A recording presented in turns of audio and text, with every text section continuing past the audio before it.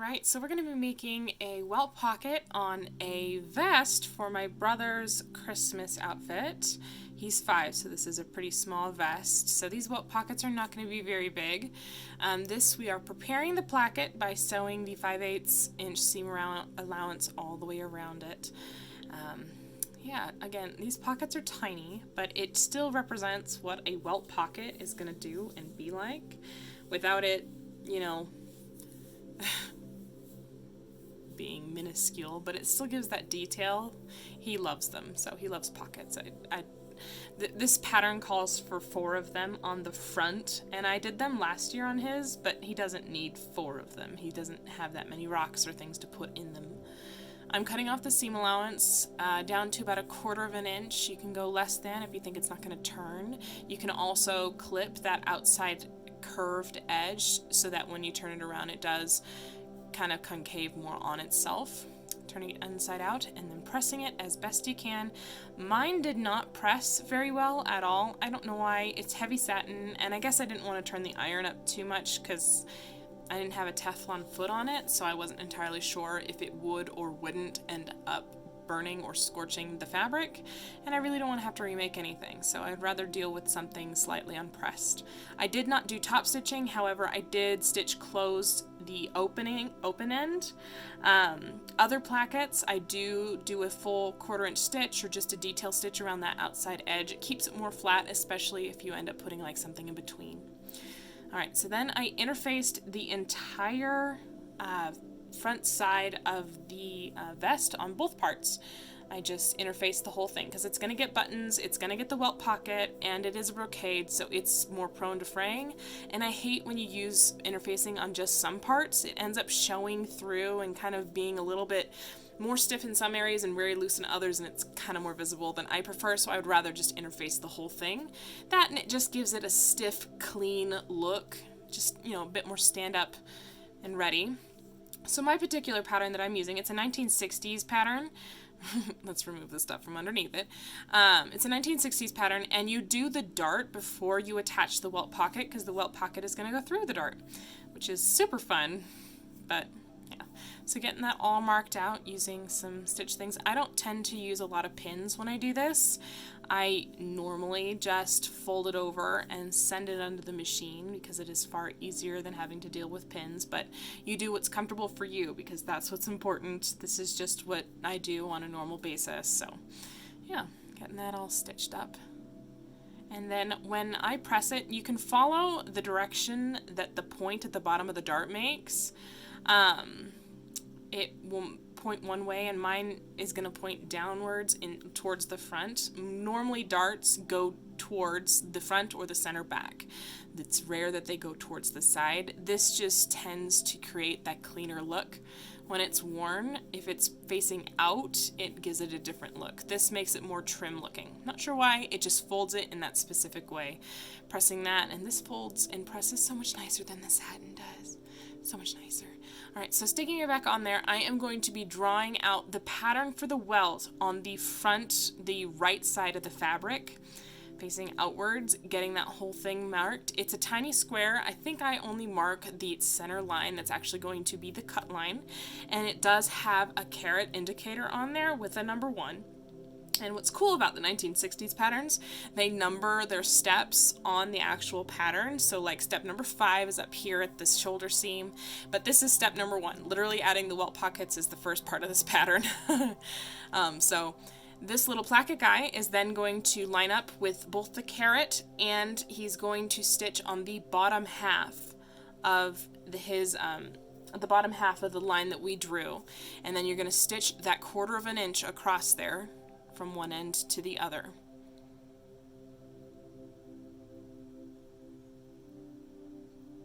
Be sure to backstitch. So there, that's what it looks like. And then you're going to get your tiny pocket pattern piece. There's that line. Again, tiny caret, matching those suckers up. And then tiny pocket, here it is. Tiny pocket, you're gonna match it up. You're gonna want the piece that, because this also has the caret, you can see it there labeled with a number 1. You're gonna mark that on the wrong side of the fabric for this piece, but you're going to want the one that corresponds with where your carrot is on the proper side. So just lay them out. You're going to want the one that's wrong side facing towards you with the carrot on the proper side. And he's going to have a partner that eventually is going to connect when we're on the inside of it.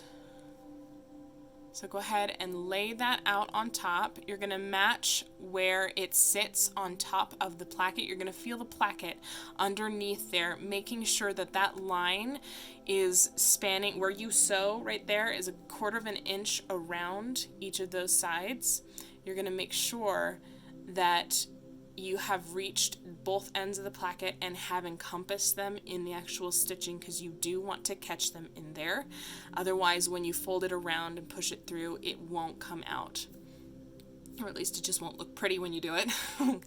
So yeah, 1/4 inch all the way around on all 4 sides. Back stitching, I tend to back stitch on those outside edges, and just because it gives it a bit more stability, especially because those are going to be cut into corners and you really want this stuff secured to itself. Another reason to interface.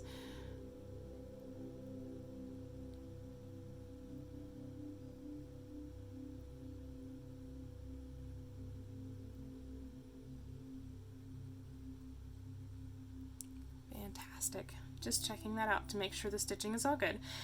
You can start with an X-Acto knife if you want, which is what I did, and then I moved up to big scissors, and you're going to cut down that center line that you drew. It is on both the, well, you're going to see the box stitch on the back side, but you're going to cut all the way up that, and then you're going to cut into the corners as close as you can to that stitching. So there's up the middle, stopping so that you still have that, the triangle, I guess, and then you cut up into those corners as close as you can to that edge. Again, don't cut the threads, but you do want to leave that triangle and all of that seam allowance there. You don't want to cut it off, you're just cutting through it, because again, we're making a pocket, so this is actually going to poke in here in a second. Cutting all the way to those corners. You can use smaller scissors. Mine just did not like the brocade, so I had to use my big honking gold scissors. Alright, so poke that sucker through, and you can see your little placket is still on the outside. That's staying there, that's not going through. The only part that's going through is the larger pocket pattern. Just going to shove that through. Again, this satin did not press, so next time I will probably end up using more of a lining fabric than an actual satin, even though it matches so prettily. It's a bear to work with. So pulling that guy through and pressing as much as I possibly can. Again, I don't like working with home irons. I'm very spoiled at work. We have gravity irons, which is an iron that's fed by an IV with water, and then it has a Teflon plate on the bottom of it that keeps it from scorching the actual fabric. So I'm nervous about scorching it, and that's why it's not turned up higher to set it better. But I would rather, again, not have burned fabric and just deal with it kind of floppy and all over the place than have something burned and melted that I have to redo. Because again, welt pockets, irreversible pocket. You have to really want one. This is not something you can just take out. You cut into the fabric like a minute ago to get it in there. So yeah, again, placing it, getting it all pretty and stuffed, and just making sure that everything is nicely pressed on both sides of the fabric, because that placket will want pressing again. Same with the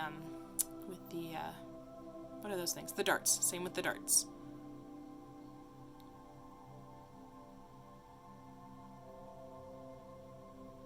Alright, so next up you're going to take the matching piece of the lining and you're going to place it on top, pinning it. I don't pin, again, I'm terrible at pinning. And then starting at one of those corners, you are going to stitch them together just like you would a regular pocket at this point. You're going to stitch them together, except you're going to go all the way around, because again, the hole to get into the pocket is in the middle of your vest. And I do catch the actual seam allowance from the placket that came through. It just adds extra stability. It kind of creates more of a trap for it, helps keep everything more stable. I just tend to do that. That's not always in the instructions, but that's what I like to do, especially on those outside corner pieces. Catching those is very important because you don't want them to fray or pull out. They are the two outside edges, the small short edges, those are the things where the stress points are, and they tend to pull out the most. So if you're not catching those or stitching over them to catch them more, I would suggest going back and restitching over top of them, because again, making sure that those corners are tucked in there and tucked down and sewn down, very important. Very important. All right, back stitching. And there you go. You got yourself a tiny welt pocket. The last step to do is to stitch up those two outside edges, just using some simple hand whip stitches through through most things. Again, if you're doing a larger pocket piece than what I'm doing, just go through the 2 layers. But for this, I can go through all of it because those outside corners literally reach through the outside seam allowance on the pocket on the inside. So super simple. It's not difficult. It's just very scary to do welt pockets because it is a forever pocket. You can't undo it. You can. It just won't look good if you try to undo this kind of pocket. You now have cuts in your fabric, and it is actually incredibly difficult to undo if you start in on the process and get everything sewn on and then having to reverse it. It stinks. So make sure that when you do this, you have done a practice piece so you know what you're doing. And then, yeah, give it a good try beforehand. Be very dedicated to it because they look amazing. They look great, and they're very, very cool additions, but they're a little dangerous. All right, and it's finished. If you have any questions, you can leave them in the comments below. I'm happy to answer them. I'll get back to you as quickly as I can, and I hope you have a good rest of your day.